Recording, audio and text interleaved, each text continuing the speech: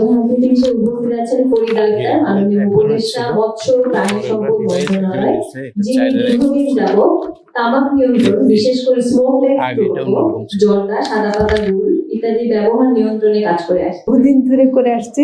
এবং এই রুমে যারা আছেন উপস্থিত আপনার বিভিন্ন প্রতিষ্ঠানের ছাড়া, তারা প্রায় আমরা অলমোস্ট মানে মাসে 2-3 বার করে মিট করেছে। বাজেটের আগে অনেক ঘন ঘন বসছে এবং এগুলো আমাদের কাজের অংশ ছিল। যদিও আজকে আমাকে পরিচয় দেওয়া হচ্ছে মৎস্য প্রাণী সম্পদ মন্ত্রণালয়ের উপদেষ্টা, তো সেখানে যদিও বা মনে হতে পারে যে আমার কোনো সংশ্লিষ্টতা নেই, যদিও টাস্ক ফোর্সে আমি আছি, কিন্তু আমি দেখছি একটু বলা দরকার। সেটা হলো যে আমার মন্ত্রণালয় হলো সিগারেট তামাক উৎপাদনের ভুক্তভোগী মন্ত্রণালয়। কারণ বিশেষ করে যেমন ধরুন নদীর পাড়ে, হ্যাঁ, হালদা নদীর পাড়ে এবং তিস্তা নদীর পাড়ে, সব নদীর পাড়ে তামাক চাষ হয় এবং ওই তামাক চাষ করতে গিয়ে যে কীটনাশক এবং সার দেওয়া হয়, একেবারে আমি মন্ত্রণালয়ে আসার পরে খোঁজ নিয়ে দেখেছি যে ওখানে মাছ একেবারে নষ্ট হয়ে যায়, মরে যায়, না হলে নানা রকম রোগে আক্রান্ত হয়। তো কাজে আমি সেদিক থেকে তো ভুক্তভোগী। তারপর আমাদের যে গোখাদ্য নষ্ট হয়ে যায়, যে এখানে তামাক চাষ করে ব্যাপক, সেগুলোর গোখাদ্যের অভাব ঘটে। কিন্তু সুখের খবর হলো আমাদের গরু ছাগল মানুষের চেয়ে বুদ্ধিমান, ওরা কিন্তু তামাক পাতা খায় না। এটা ওরা খায় না দেখে আমি খুব গর্বিত বোধ করি যে তারা কিন্তু অন্তত এটা করে না। তো এটা আমি একটু বলতে চাচ্ছি এই জন্যই যে এমনকি সিগারেটের যে বার্ডগুলো যে স্পিড বোটে করে যায়, মানুষ লঞ্চে করে যায়, নৌকায় করে যায়, যে সব তো সিগারেট ফেলে পানিতে, এগুলো কিন্তু মানে দেখছে না কেউ। আমি কিন্তু এখন এই মন্ত্রণালয়ে আসার কারণে ওই ব্যাপারে একটু সচেতনভাবে খোঁজ খবর নিচ্ছি, তখন দেখছি যে এটা একটা সমস্যা আর কি। তো এটা একটু পাশে বলে রাখলাম। সুশান্তর যে উপস্থাপন আপনারা সবাই বলছেন, আমি মোটেও অবাক হইনি এজন্য যে সুশান্ত এটা করবে আমি জানতাম, এবং ওর কাজ এত গভীরে গিয়ে করে, ও যে কোনো সমস্যা বোঝার জন্য করে এবং অন্যকে বোঝাবার জন্য তার একটা আকুতি থাকে। তো সেই দিক থেকে যে সুশান্ত আজকে যেটা দিয়েছেন, আমি মনে করি যে এটা সরকারের, বিশেষ করে যদি অর্থ মন্ত্রণালয়কে এটা দেওয়া যেত এবং কোনোভাবে যদি ডক্টর ইউনূসকে এটা দেওয়া যেত আগামী বাজেটের আগে, তাহলে আমার মনে হয় যে স্যারও খুব ভালো করে বুঝতেন। কারণ স্যারের, আমি আপনাদেরকে এটুকু বলতে পারি যে তিনি অত্যন্ত এ ব্যাপারে সংবেদনশীল, উনি করতে চান। কিন্তু যেখানে আমাদেরকে এনবিআর সবসময় একটা ঠেকিয়ে দেওয়ার চেষ্টা করে যে না না না রেভিনিউ কমে যাবে, আমরা অনেক রেভিনিউর উপর নির্ভরশীল। এই যে উনি যেটা বললেন যে স্বাস্থ্যের দিকটায় যদি একটু হিসাব করে দেখায় তাহলে কিন্তু আর রেভিনিউ থাকে না। কিন্তু রেভিনিউ থেকে, এনবিআর থেকে বারবার একটা বাধা আসে যে আমাদের রেভিনিউ কমে যাবে। তো সেটা কিন্তু আমরা খুব পরিষ্কারভাবে দেখতে পাচ্ছি। যদি ইভেন স্বাস্থ্যটাও না তুলি, তাও দেখা যাচ্ছে যে এই রেভিনিউটা খুব একটা কাজের কিছু না। তো সেটা আমি ইয়ে করি। আরেকটা যেটা অনেক সময় আমরা যেমন এখন টাস্ক ফোর্স করেছি, তো টাস্ক ফোর্স ওখানে যখন আমাদেরকে বলছে মিটিং ডাকো, তখন বলছে অল স্টেক হোল্ডার্সকে ডাকতে হবে। তো অল স্টেক হোল্ডার্স আমি সমস্ত সবাইকে ডাকবো, ডাকবো, কিন্তু অল স্টেক হোল্ডার তাও নাকি হয় না। কেন হয় না জানেন? তামাক কোম্পানিকে ডাকে নেব। এবং এটা মানে এটা একটা মানে অলিখিতভাবে বলা হয় যে সবাইকে ডাকেন না কেন, কিন্তু আমি বলছি আর্টিকেল 5.3 অনুযায়ী আমরা তো চাইলেও ডাকতে পারবো না, আমরা সরকার হিসেবে তো ওদের সাথে কথাও বলতে পারি না।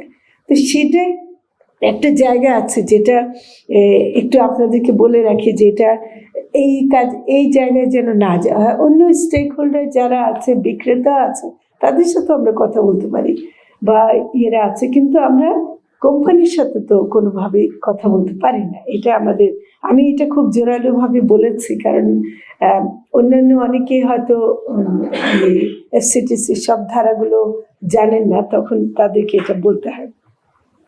আরেকটা হলো যে একটা বড় জুজুর ভয়, যেটা সুশান্ত একটু মেনশন করছেন, যে সেটা খুব মানবিক হয়ে যায়। 15 লক্ষ ভেন্ডার বেকার হয়ে যায়, এমনিতে অনেক বেকার, এর মধ্যে 15 লক্ষ ভেন্ডার।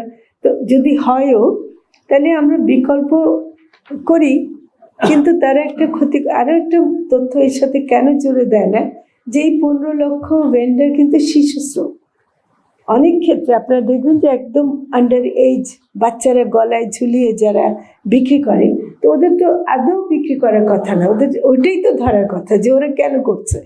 তো সেটা আমার মনে হয় যে 15 লক্ষের সুশান্তকে বলবো যে এই ব্যাপারে একটু তথ্যটা আপনি দেবেন, যে এই মিথটা একটু ভাঙার খুব দরকার আছে। কারণ 15 লক্ষ ভেন্ডার আসলে নাই তো বটেই, যারা আছে তারাও সঠিকভাবে আছে কিনা এবং থাকা উচিত কিনা, তো সেটা একটু আমি একেবারে স্ট্রংলি বলবো যে তদূর্ধ্ব মতো এত একটা কঠিন বাংলা শব্দ, এটা না রাখলে কি হয়, এত তো উচ্চারণ করতেও তো কষ্ট।